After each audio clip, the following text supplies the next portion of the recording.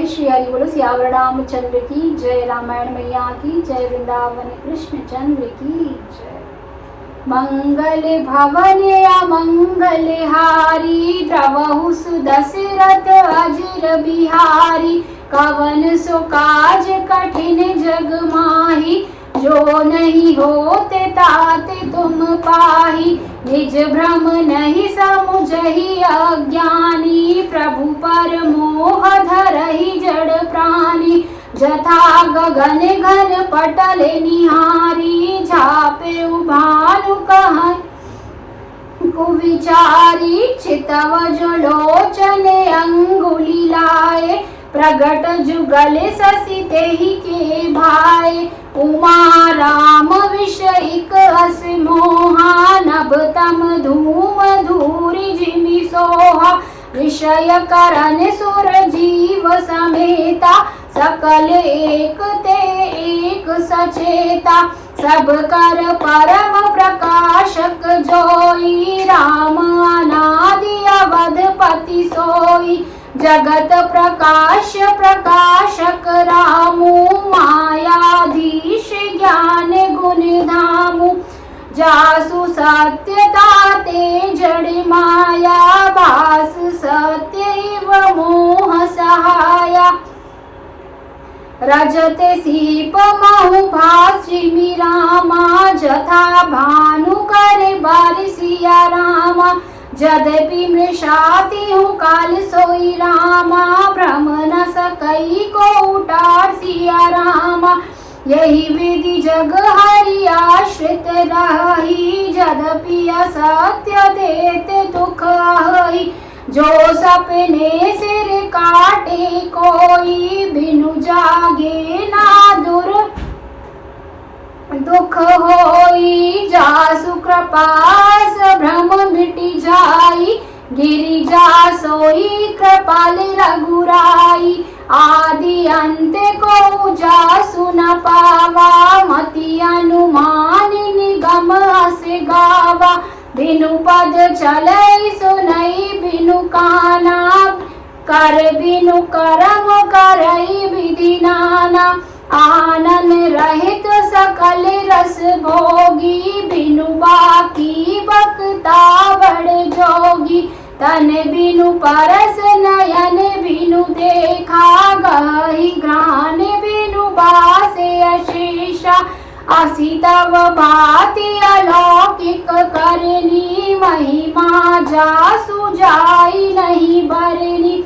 जही इमि गावई वेद बुधि रामा, जाहि धरहि मुनि ध्यान सिया रामा। सोई दशरथ सुत भगत हित रामा, कौशलपति भगवान सिया रामा। मंगल भवन अमंगल हारी, द्रवहु सुदशरथ अजर बिहारी।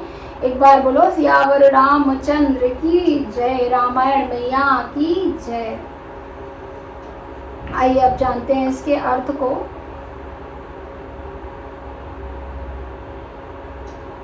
अज्ञानी मनुष्य अपने भ्रम को तो समझते नहीं और वे मूर्ख प्रभु श्री रामचंद्र जी पर उसका आरोप करते हैं। जैसे आकाश में बादलों का पर्दा देखकर कुविचारी अर्थात अज्ञानी लोग कहते हैं कि बादलों ने सूर्य को ढक लिया है। जो मनुष्य आंख में उंगली लगाकर देखता है, उसके लिए तो दो चंद्रमा प्रकट अर्थात प्रत्यक्ष हैं। हे पार्वती, श्री रामचंद्र जी के विषय में इस प्रकार मोह की कल्पना करना वैसे ही है जैसे आकाश में अंधकार, धुएं और धूल का दिखना। आकाश जैसे निर्मल और निर्लेप है, आकाश जैसे निर्मल और निर्लेप है, उसको कोई मलिन या स्पर्श नहीं कर सकता। इसी प्रकार भगवान श्री रामचंद्र जी नित्य निर्मल और निर्लेप हैं।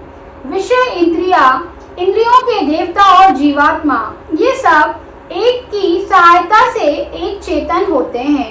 अर्थात विषयों का प्रकाश इंद्रियों से, इंद्रियों के देवताओं से और इंद्रिय देवता का चेतन जीवात्मा से प्रकाश होता है।